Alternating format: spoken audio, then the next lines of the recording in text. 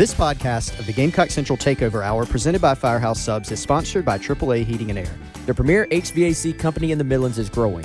Are you a top HVAC technician?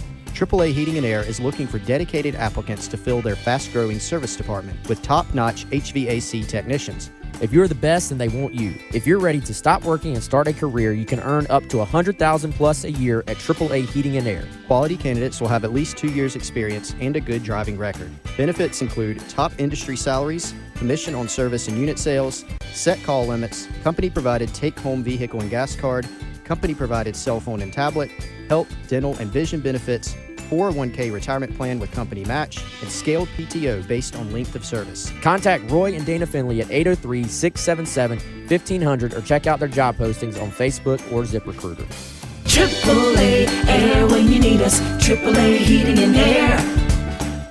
It's the Gamecock Central Takeover Hour, presented by Firehouse Subs, founded by firemen, with Chris Clark. The 2007 South Carolina class was, at that time, 6th in the country and 4th in the SEC. It's just amazing. Wes Mitchell. You know, I think if you're South Carolina, you're aiming to at least be at 50%. Then in theory, you're adding talent, you're getting better, you're putting yourself in a position to compete. And Tyler Head. It's been a great week for South Carolina. On the recruiting front, still certainly plenty to talk about. On the home of the Gamecocks, 107.5 The Game. And welcome into the Gamecock Central Takeover Hour, presented by Firehouse Subs.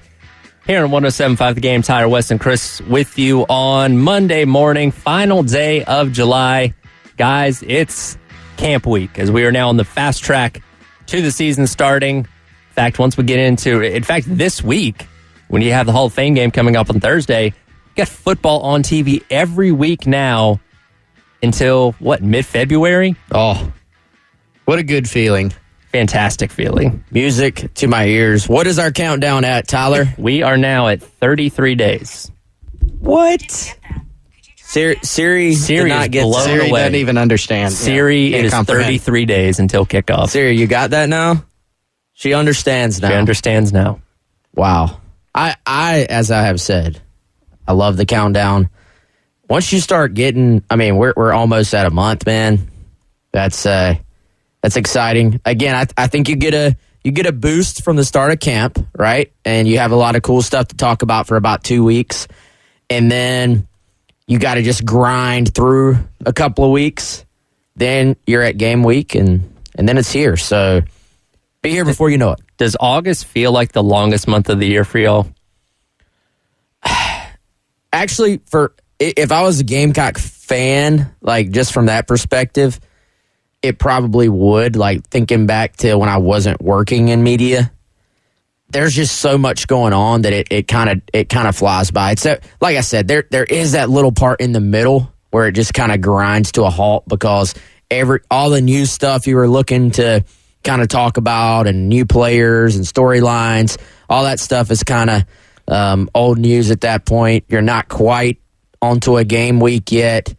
And so the middle of August can get a little, but we'll have our kickoff party. We'll be closing out the final, putting the finishing touches on that for August 19th as well. So that always takes up a ton of time. Absolutely. And again, camp getting started at the end of this week, and we'll certainly dive into some of those storylines a little bit later on in the show. But this past weekend was very important from a recruiting standpoint. You had the big cookout going on Friday, and looking at what you guys had as far as coverage on GamecockCentral.com, a lot of big names did end up making it to campus over the weekend, including Dylan Stewart. Yeah, this was the last really hurrah of the summer in terms of recruiting. Beginning of August through the end of August is a dead period. So unless you have a game in that month or on September 1st or 2nd as a home game, this was your last opportunity this weekend was to host prospects. And so Gamecocks waited until Friday. A lot of schools had recruiting events. Auburn had one, for instance. Alabama hosted some people, Florida, et cetera, et cetera. A lot of schools around South Carolina competes with on the recruiting trail. But this is a star-studded event. I think there are certain guys you're always looking at and saying, are they going to make it in? and you mentioned a 5-star in Dylan Stewart. He took what was probably, I don't know, his 10th visit or so to South Carolina. He made it in as expected and actually stayed. I know we'll get into more detail here in a minute. Stayed 2 nights in Columbia, which was, I think, great news if you're the Gamecocks. Stayed until Sunday. They had another 5-star on campus, Elijah Griffin, who had been, Wes, at a couple points this year, a possible or a penciled in visitor and didn't make a couple of those visits for various reasons. But this was about his, I think, 4th time on campus or so. He made it in, so you had 2 5-stars on your campus and a bunch of other ones. They got Jalewis Solomon in, the 4-star on Friday. He was then at Auburn over the weekend as well. So a lot of big storylines, a lot of big prospects who were on hand on Friday. Yeah, and I mean, golly, those are names that Gamecock fans are excited about and want to hear about. And particularly, I mean, you look at the end of this sort of 2024 class, Stewart, obviously Daniel Hill, who was not on campus this weekend, but then, Jonathan Paylor, a guy that was at NC State and UNC this week. But getting Jalewis Solomon in, that's a guy who has had a very intriguing recruitment. It's been back and forth with South Carolina and Florida State. Well, now, fresh off this weekend, and he has proved to be, slightly impressionable, I feel like, after visits, because South Carolina official, he goes straight up on the record. None of this playing games, none of this, I don't have any leaders, and we know that you do. South Carolina's my leader. Then I would say it was somewhat expected, like we kind of anticipated, hey, this may change after he takes his FSU official visit. Hey, Florida State's my leader. But then it was kind of interesting, Chris, this cookout trip that was, at least as far as how it's reported, maybe it wasn't like this behind the scenes, but it was like on, off, on. But then he ends up coming in Thursday night, and making a big trip of it. And you got a couple of days with him if you're the staff. But then here comes Auburn. And Auburn, I think, was pretty clearly third going into this week. And now it's an on-the-record top 2, South Carolina and Auburn, going into his announcement. So I don't know what happened to Florida State, but now they're out of here, at least as far as what he's saying publicly. And so it's South Carolina, Auburn, and this is an Auburn program right now that has momentum. They have, obviously, they hired a big-name coach in Hugh Freeze, and they are relying right now on something I've talked about before, and that's when you hire a new coach, you always get that little boost because you haven't done anything wrong yet. You haven't looked bad on the field yet. You're selling hopes, dreams, and prayers. Nobody's seen your issues yet at this point, and it's, hey, we're turning this thing around. So you always get a boost, but they've got recruiting momentum right now. They flipped some big-time guys this weekend. It's easy to get caught up in that, and Solomon has a brother that's at Auburn as well. So we thought this was going to be a tight South Carolina-Florida State battle to the end.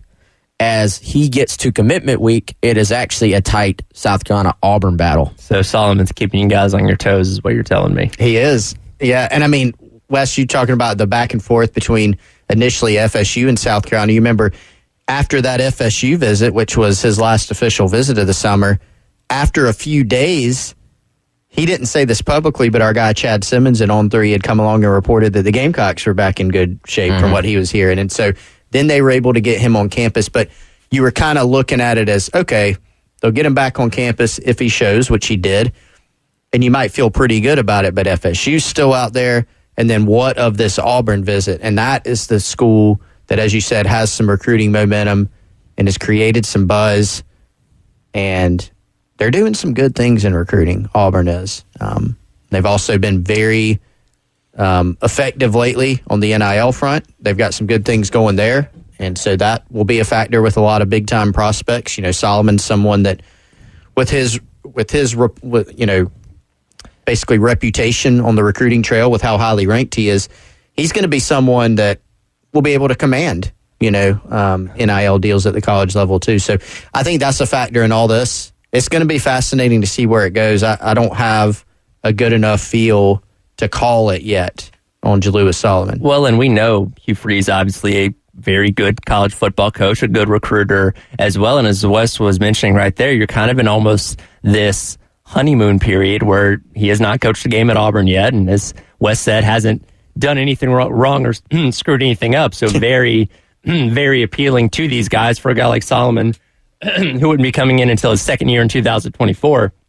I could see why that'd be so attractive, and it's going to be interesting to see what plays out, as you mentioned, for his commitment this week. And by the way, all our guys over at Auburn Live, who do a really good job covering Auburn recruiting, they got Jalewis Solomon as a 50-50 between South Carolina and Auburn.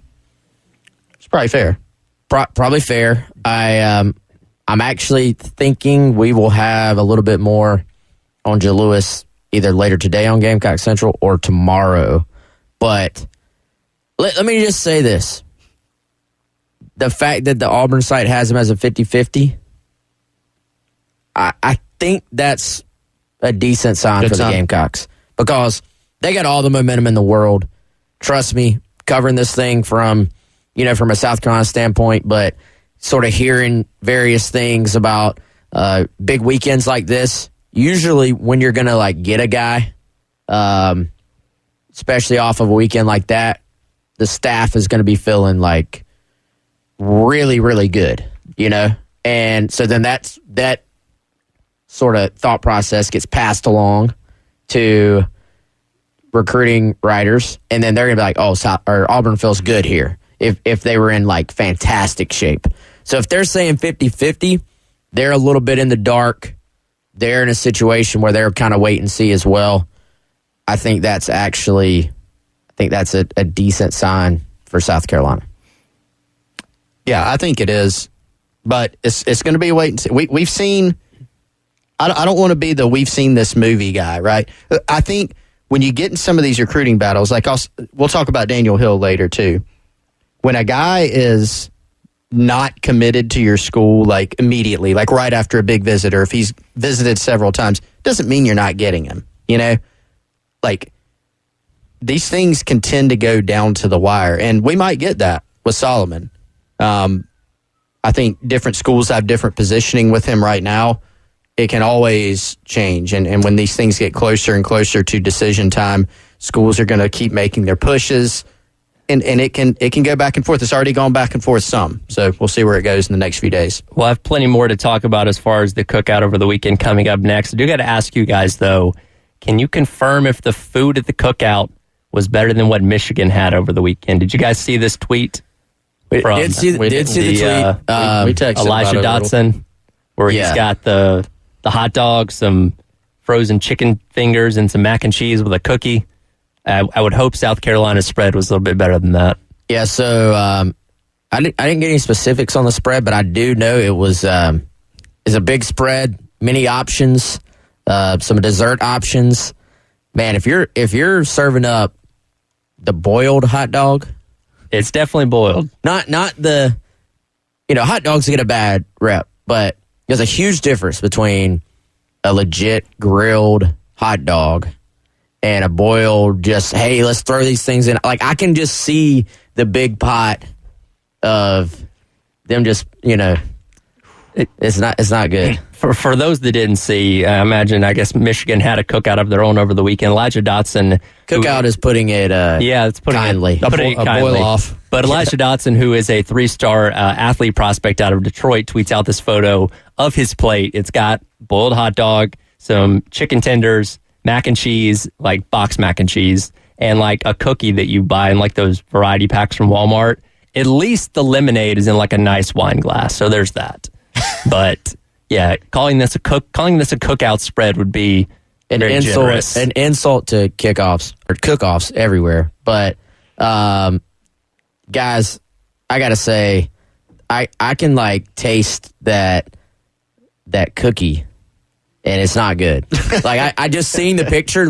It's that just bland, plain, sort of has a little bit of an aftertaste. It's not a good cookie. If it's all you have, it's fine. But if you're given the choice between that and any other type of cookie, you're going to choose another cookie.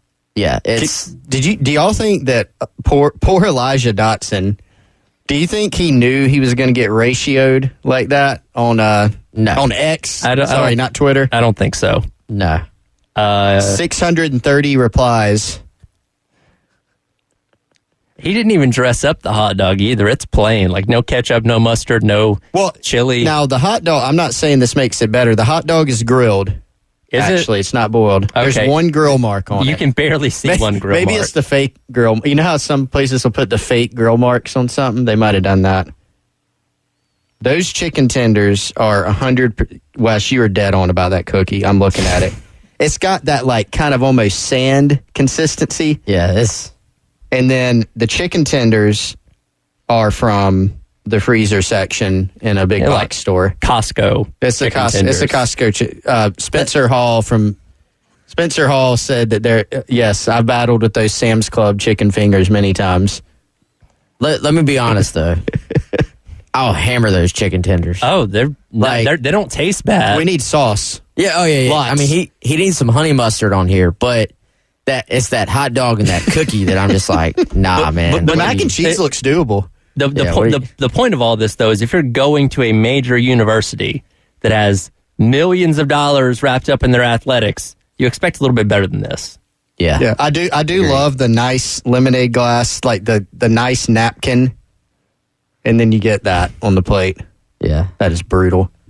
Wes is about to tell people about some better food here in a minute, though, after the break. Absolutely. And we'll hit more on the cookout coming up next. You're listening to the Gamecock Central Takeover Hour, presented by Firehouse Subs on 107.5 The Game. It's the Gamecock Central Takeover Hour. 107.5 The Game. Yes, as Chris said, I can promise you a much better lunch from our friends at Firehouse Subs. This pepperoni pizza meatball sub is still available, but it is available only for a limited time. So go get it right now. We got extra provolone. That's obviously a key to this thing. Italian meatballs, crispy pepperoni on, and I think this is the chef's kiss addition to this entire concoction, garlic bread roll. So not just a plain roll, not just white, not just wheat. You got garlic bread roll. Puts it completely over the top. Order it now.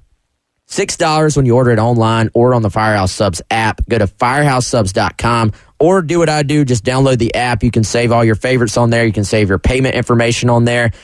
Telling you, the pepperoni pizza meatball sub has climbed in the Gamecock Central Takeover Power Rankings. It is now sitting firmly at number 2, right behind the New York Steamer. So we keep it real around here. We're not going to tell you it's first. We're not going to tell you it's 5th. We're going to tell you exactly what it is. It is 2nd behind the New York Steamer. Tyler, where is it at with Turkey Bacon Ranch as your original number 1? TBR still sits at number 1. I'll give it a solid 2. Okay. The 2nd, pepperoni pizza meatball sub. It can be first in your heart, though. Firehousesubs.com, Firehouse Subs app. Order it right now. All right, we'll have more on the cookout coming up next. Gamecock Central Takeover Hour on 107.5. Stacking Benjamins with Joe and his good friend OG not only has great financial insight, it's laid back with humor too. Mr. Len Penzo's here. Now when I buy something, I'm like, can actually spend any time with this thing. Len, I would imagine you've got to think about that too when you're buying stuff. You know, before I was retired, if I wanted something, I bought it. I don't care what it was. The Kings were in the Stanley Cup Finals, and me and the Honeybee, I mean, we didn't even think about it. $3,600 on 2 tickets. Now that I'm retired, those days are gone. The Stacking Benjamin Show, available on YouTube or wherever you listen. It's the Gamecock Central Takeover Hour. Presented by Firehouse Subs. Founded by firemen with Chris Clark, Wes Mitchell, and Tyler Head. On your home of the Gamecocks. 107.5 The Game. Welcome back into the Gamecock Central Takeover Hour, presented by Firehouse Subs here on 107.5 The Game. Tyler, Wes, and Chris recapping the cookout from over the weekend. We obviously talked about the long list of notable names that were on campus. A lot of them expected, but some unexpected visitors as well. One of them being Tavian Wallace, who's a 2025 linebacker prospect out of Wayne County in Georgia, teammate to 2024 commit Matthew Fuller. He was a little bit of a surprise on campus this weekend. So we were talking about Auburn, and we were talking about FSU with Jalewis Solomon. Here's another Georgia area kid. All right, now Tyler, give us the geography lesson for Georgia. You're talking South Georgia. Yep. Way down there. Another South Georgia kid. Yes. Jessup at Wayne County in Jessup, Georgia. Jalewis Solomon is from Ellaville, Schley County. So Auburn and FSU have been the two programs for Tavion Wallace. Now, I don't know where this one goes. This was one of those, Wes, that kind of we find out about some other visitors. We know some of the guys that are going to be on hand or that South Carolina's trying to get on hand, and we get word of some other visitors, and, Tavion Wallace. Interesting. Talked to him, actually, after the visit a little bit, exchanged some messages. I don't really know where this one's going to go. I don't really know. It seems like South Carolina might have an opportunity to, be in this one. He doesn't seem in a rush, doesn't have any follow-up trips scheduled. He has named Auburn and FSU as his lead group, but that was a little bit earlier this summer. I found it intriguing, if nothing else, that he was on campus. Yeah, man. And, these kind of cookouts are obviously big to try to close out a Dylan Stewart or Jalewis Solomon, but also I think they're huge for continuing to get your high-quality, high-priority underclassmen on campus, your 2025s. There's a nice list of 2026s that were on campus as well, man. So going ahead, getting those guys comfortable, I think this is a low pressure recruiting event. It's more about getting the guys around the staff, having some fun, playing some games. It's not really about, putting a heavy recruiting push on a guy. So I think any of these 2025s, it's not 100%, but a lot of these guys will be the guys, let's say 8-9 months from now that we're going to be talking about, this guy's about to take an official visit to South Carolina and possibly make a summer decision. So these are the names you want to go ahead and start to kind of familiarize yourself with if you're a South Carolina fan. But yeah, it is interesting. You look at Florida State, you look at Auburn, these that sort of South Georgia, like greater South Georgia area we're talking about. Florida State and Auburn do work there. Like if you're gonna get a major prospect out of there, it's not always UGA that you're battling. A lot of times it is Florida State or Auburn, and Auburn traditionally, all the way up to like Atlanta, has had a lot of success, I feel like, recruiting Georgia, and with this little boost they're going to have from Hugh Freeze. I mean, they're a top 20, top 15, top 10 recruiting program anyway, but you got this boost right now. And Georgia's a very big state. And again, people obviously think anybody in state's going to lean more towards Georgia. But when you get down to South Georgia in an area like Jessup, Florida State and Auburn aren't that far away. So from a proximity standpoint, you do have a lot of recruits in South Georgia that lean towards those schools because they are maybe not the closest to home like a Georgia is, but still in a decent proximity to where they live. So let's talk a little bit more about the 25 class. We have to, at some point, probably next segment, we got to talk about Dylan Stewart a little bit more. But Carolina had some big timers from 25. We just talked about Wallace. Elijah Griffin, who I think is the number 2 prospect in the country according to the industry rank, On 3 industry ranking. Number 1 in our hearts. Number 1 in Gamecock fans' hearts. Georgia, Alabama, et cetera, all after him. I think it was probably his 4th visit. That, according to all accounts, went extremely well. Another follow-up visit. Amari Adams, the top in-state prospect for 2025. There's a photo circulating of those two hanging out. That would be a dream come true for the Gamecocks. Amari Adams, Elijah Griffin from that same class.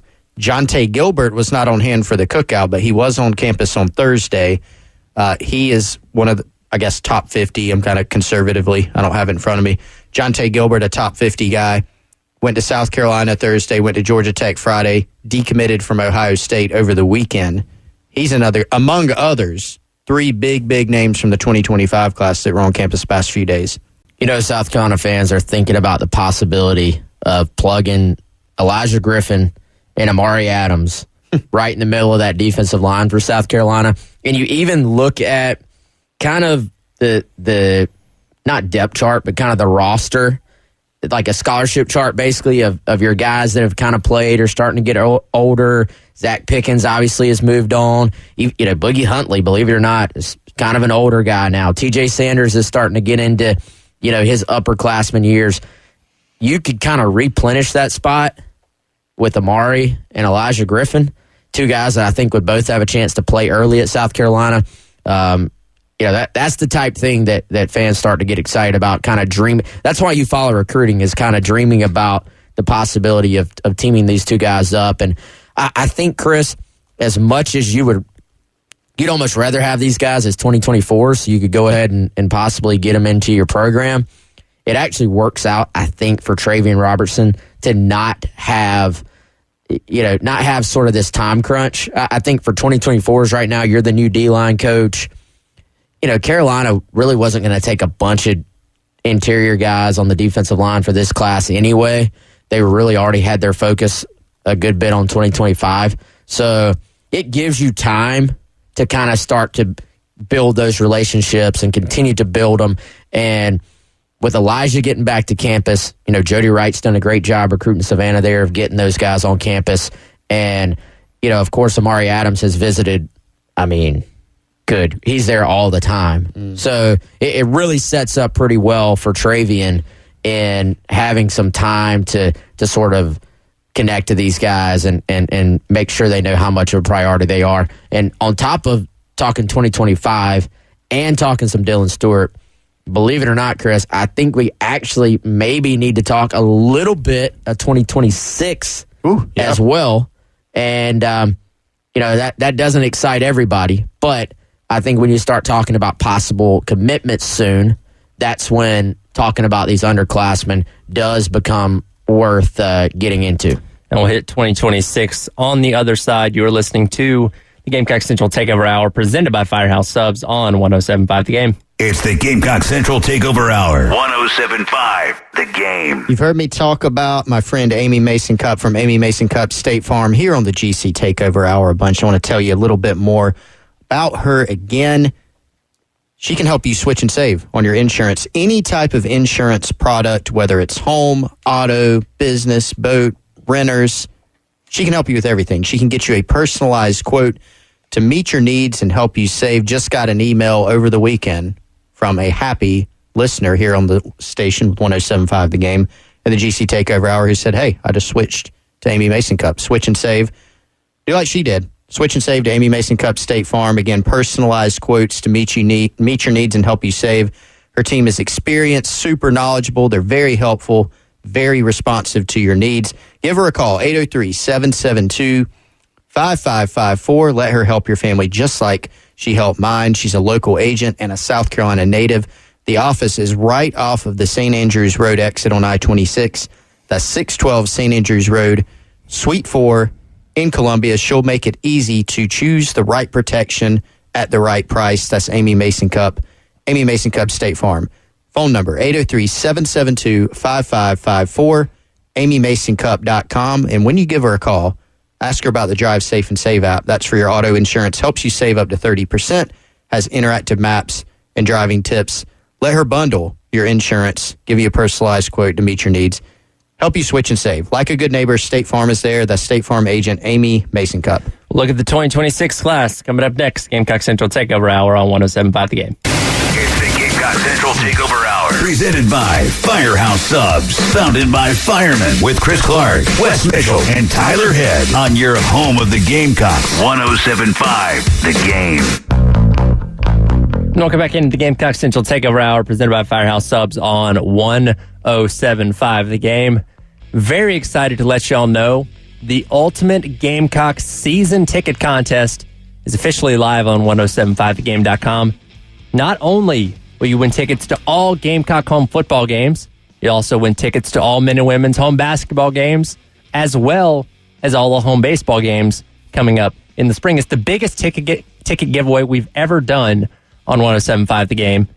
Just head on over to our website, 1075thegame.com. Click on the Ultimate Season Ticket image on the media roll and just fill out the form for your opportunity to win. That's a heck of a deal. All home games for all the major sports going through the spring. Don't want to miss out on that. Am I eligible? I think there might be a conflict of interest. I disagree. Unfortunately. I'm going to put it in and see what happens. As long as it's a random draw, Chris. I think Tyler's right. So unfortunately, I would make the joke where we switch the first letters of your first and last name to make a different name, but unfortunately yours are the same, so it would still be Chris Clark. Yeah, he's not getting away with that, huh? But you could be Miss Witchell, I guess. I could. Let's do Clark Christopher. There you go. I don't know who that is. So, Wes, great prize, though. We were talking, phenomenal prize. So we realized we do need to talk 2026, Tyler. Yes. Let's inform the producer of what we're about to do. But we have to talk about, we have to talk about something pretty newsy. Gamecocks did get a commitment over the weekend. Yes. You have some information on this for us. I do. Zymarian Lang to South Carolina yesterday. This is something that was, pretty anticipated, at least over the last few weeks. It kind of had started trending that way. This is one of those guys, Chris, that he kept it kind of low key as far as his recruiting process. Didn't really do a bunch of interviews.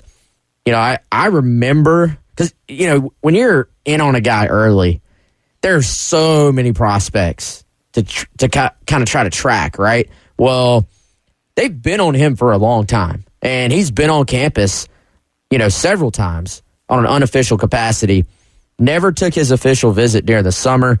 That will now be sometime, obviously, later on in the fall. But, they kind of quietly have been working him. Originally, it was, hey, we're recruiting this guy for both receiver and defensive back. That kind of slowly, I guess, transitioned into wide receiver. He's going to start his career at wide receiver. That's a spot where, for what I've been told, he wants to play. That's kind of how he sees himself. But really, he's a versatile guy. As much as we have guys listed as a, quote, athlete, Chris, I kind of thought, at least in the rankings, he maybe should have been listed as an athlete. I mean, if we're going to list Daniel Hill for much of the process as an athlete, he's now a running back, then this guy absolutely should be an athlete, but could always move over to defensive back if things do not work out at wide receiver. But to kind of give people an idea of what to expect from him as a player, he is just kind of one of those Florida athletes. He's 6'3", long, fluid, speedy. I think there's some development here to go as far as his wide receiver skills, as far as just putting some bulk onto his frame. But in terms of upside, in terms of just being a guy, who can run and has some length, then you can really see what South Carolina saw in Lang. And this one's kind of been trending this way for probably the last 2 or 3 weeks or so. And it's significant he's still yet to have his official visit. That is set to come later on this fall, correct?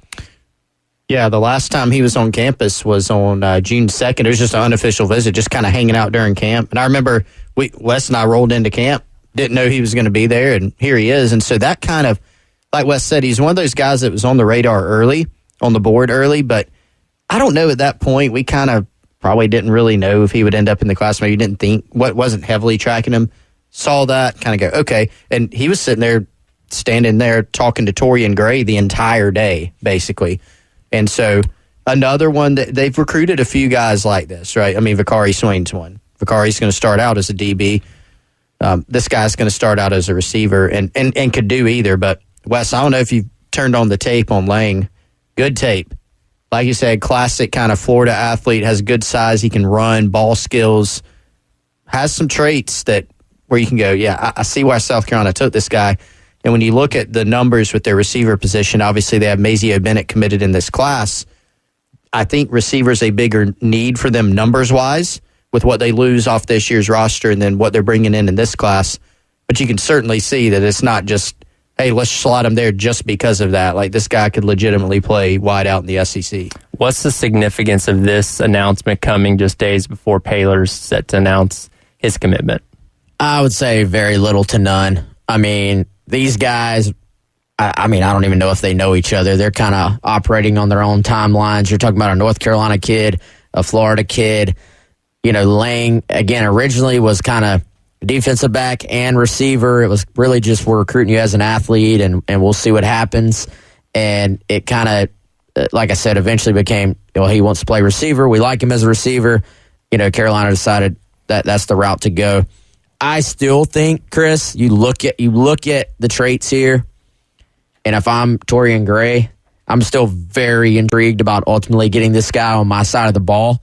But, again, you look at receiver, the need there to kind of keep adding some young talent. 6'3" kid, there's a lot to like about him on both sides of the ball. But I think you have, Chris mentioned Vakari Swain.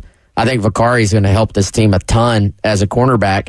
I'm always in the back of my mind going to be like, man, Vicari could be a heck of a wide receiver on this team. So it's a good problem to have. Like you want guys that can play on either side, but that's always going to be an important part of like maximizing your team is picking the right positions for these guys and then kind of figuring out where you can best bring them along. I've grown out of a phase, Wes. I just realized it. Yeah. So remember, I used to want to make everybody into a DB.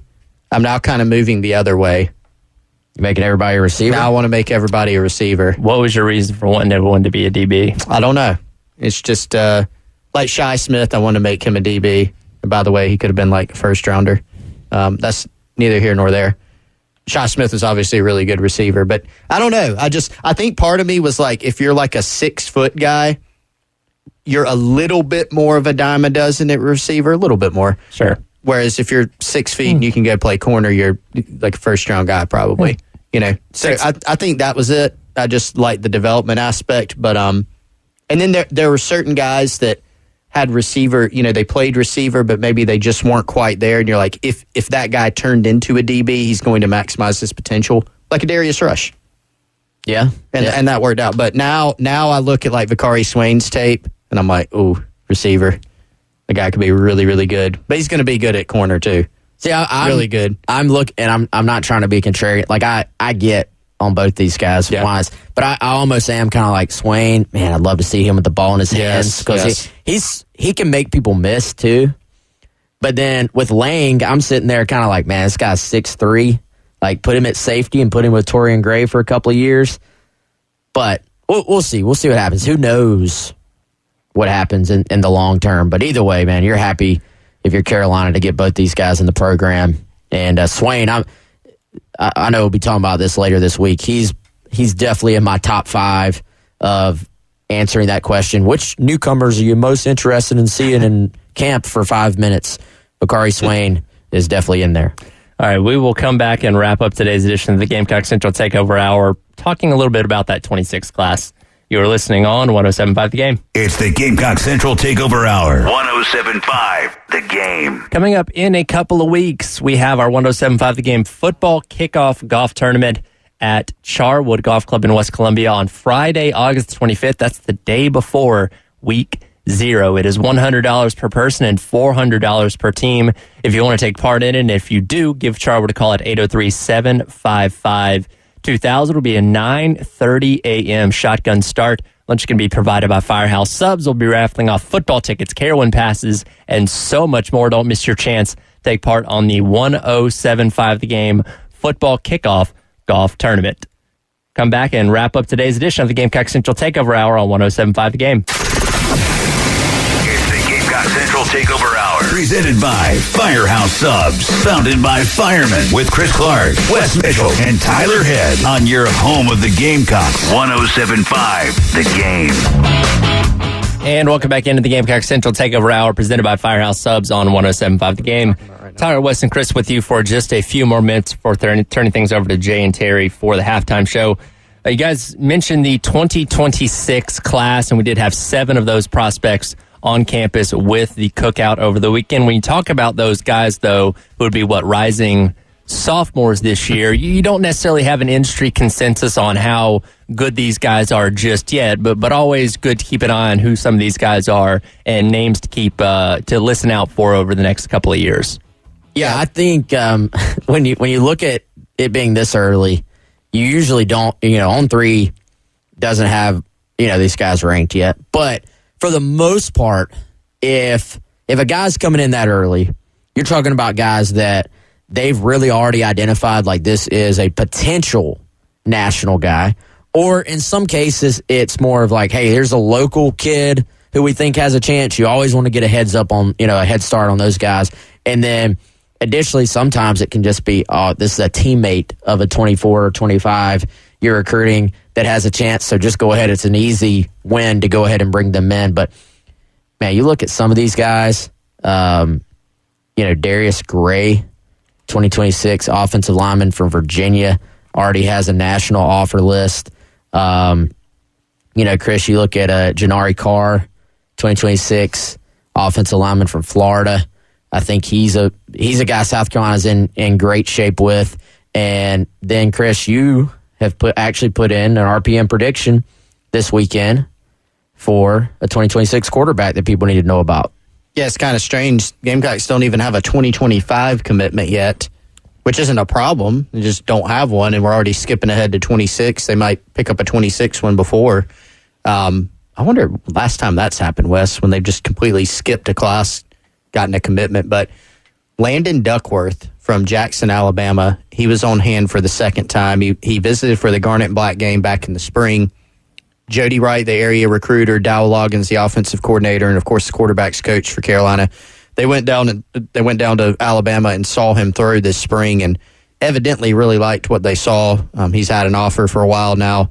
Was back on hand for the cookout, and I picked up a little bit of info that made me put in a prediction for the Gamecocks, which raised some eyebrows because it is pretty early. But nonetheless, Wes, he tweeted out or X'd out or whatever you want to call it. He put on social media that he is going to announce a decision on August 4th. So quarterbacks tend to commit this early. August 4th. Yes, this August 4th. Quarterbacks tend to commit early, but this is going to be a very early commitment. But this is a guy, 6'3", 187, already a nice offer list. Yeah. Really good athlete. Arkansas, Florida, Mississippi State, Nebraska, Texas A&M, TCU, UCF, and Vanderbilt as, like Tyler said earlier, as a rising sophomore. So, let's be honest. Let's call it what it is, man. If you commit that early, there's a long way to go. But, speaks to the early job South Carolina has done with him. And, you want to talk about areas we could see South Carolina building these little recruiting pipelines to. We've talked about the DMV, obviously. We've talked about the desire to create this Savannah pipeline. I think the state of Alabama and Mississippi, with Jody Wright bringing you some, prior connections there, could be an area where you see South Carolina add a guy or two, 2 or 3 guys every class because of those prior connections from Jody Wright. Absolutely. And that'll do it for today's edition of the Gamecock Central Takeover Hour, presented by Firehouse Subs. Halftime show with Jay and Terry coming up next right here on 107.5 The Game.